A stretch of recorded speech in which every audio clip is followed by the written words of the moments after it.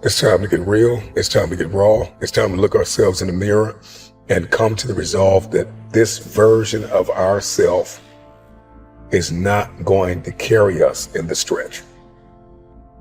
I've been this version of myself long enough that if I don't change, if I don't do something about this, then I'm going to find myself bankrupt. Having that faith, that vulnerability to just see things that are hard to see. You got to get comfortable being uncomfortable. So can you handle the truth? It's a question. And if you can't, then if you see that, then you can say, well, if I'm going to change, I'm going to have to figure out how to deal with that discomfort until the point that I can see what I need to see, then I can change it. So it's the persistence of continuing to do something until you can do it. Can't is not an option. It's either I will or I won't. I can, I know I can, but I will or I won't, you know, and that's the thing. And in some cases, you may try your hardest and you just don't win, or you don't pass a test, or you don't succeed. That's part of life. Understanding it's going to take hard work, discipline, and learning how to work with other people in order to get to the next level. There's not other people that aren't holding you back. Your boss isn't holding you back. Your parents aren't holding you back. Those are excuses. To me, there's no such thing as luck, okay? All luck is preparation meeting opportunity. Plain and simple.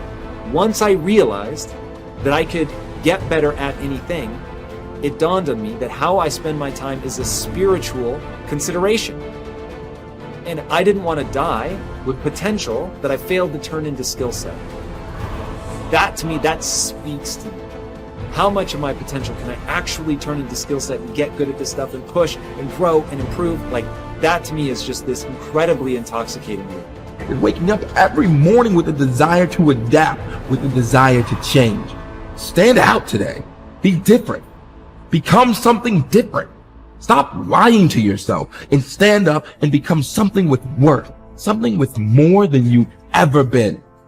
Your goals that you set for yourself, that's your power. Your ambition is your power.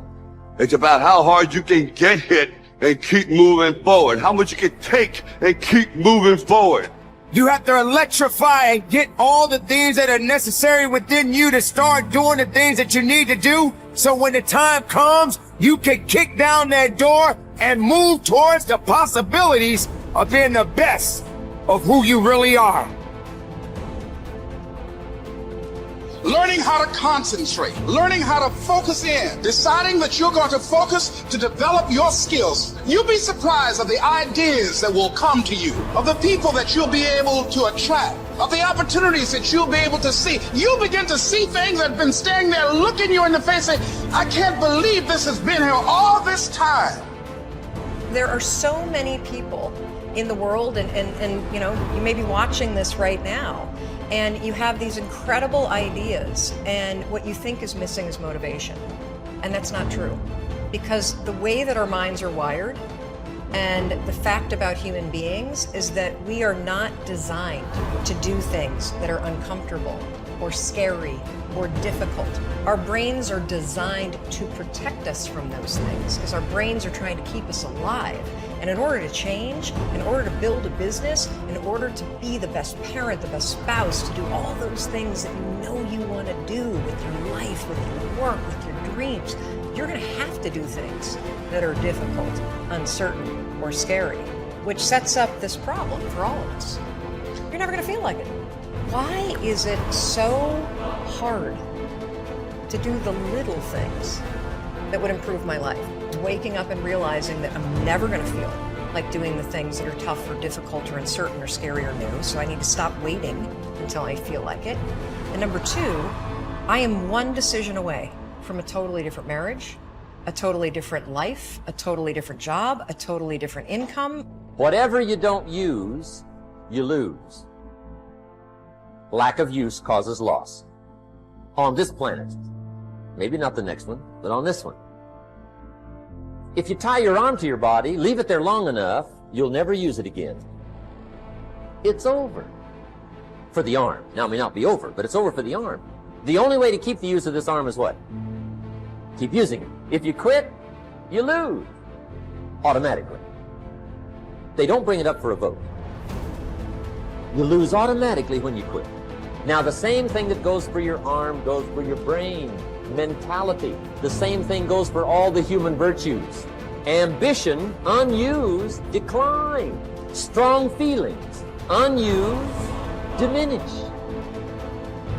It doesn't grow, it diminishes. Faith, unused, decreases.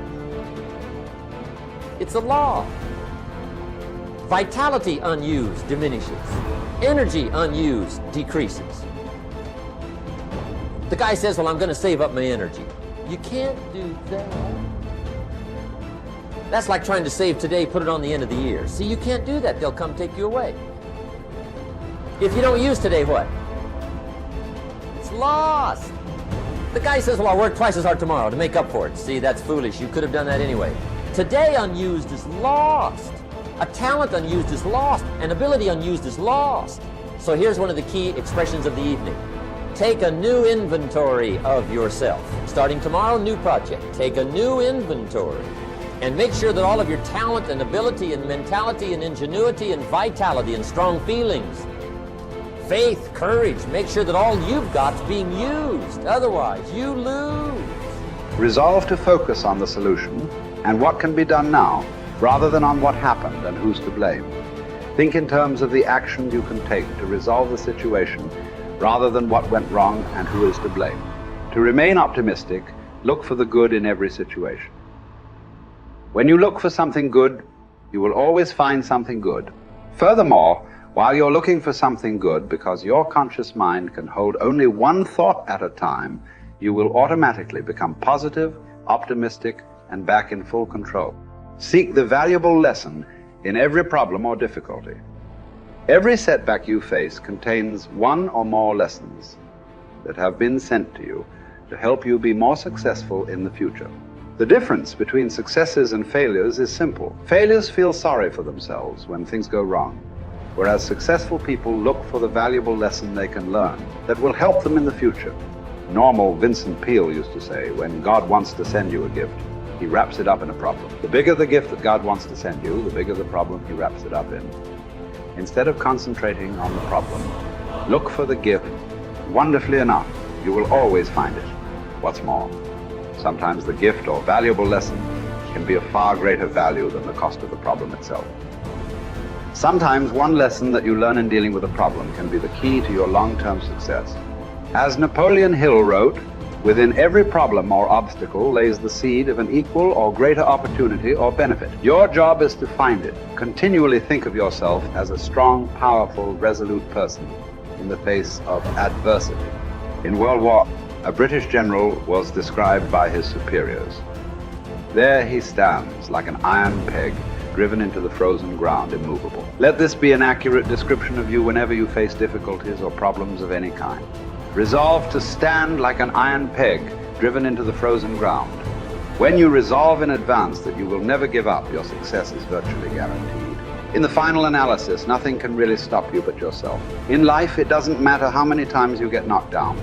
All that matters is how many times you get back up. If you continue to get back up and press onward, you must eventually reach your goal. Each time you exert yourself, discipline to persist in the face of adversity, you also increase your self-esteem and self-confidence. Then, as your self-esteem increases, you feel stronger, more powerful, and more unstoppable. When you feel better and stronger, you become more capable of persisting the next time, and then the time after that. By disciplining yourself to persist in the face of all adversity, you put your life onto an upward spiral of self-esteem, self-discipline, and persistence until you eventually become like a force of nature. I think the best way to prove your value is to work, is to learn, is to absorb, to be a sponge. You always want to outwork your potential. You know, As hard as you believe you can work harder than that. And that's what I tried to do when I first came in the league. But, basketball is such a direct competition sport that me coming in at 17, I hated when my teammates would say, I get hit with an elbow, right? Shaq would hit me with an elbow in practice. I always had that extra chip on my shoulder. So every day in practice for me was really trying to annihilate everybody that I was playing against. I wanted to prove you don't need to babysit me. And so it's always that competitive nature, the work ethic, and curiosity. My philosophy was a very simple one. Rudy was one of my favorite films growing up. After watching that film, I come to understand if I could work that hard, what would my career be? And I made a promise to myself from that day that I was going to work that hard every single day so that when I do retire, I have no regrets. And that was the most important thing for me, is to leave no stone unturned, get better every single day. And if I lived that way, then over time, I'd have something that was beautiful. That was my philosophy. It seems like a pretty simple one, but if you live your life to just get better every single day, you do that for 20 years, what do you have?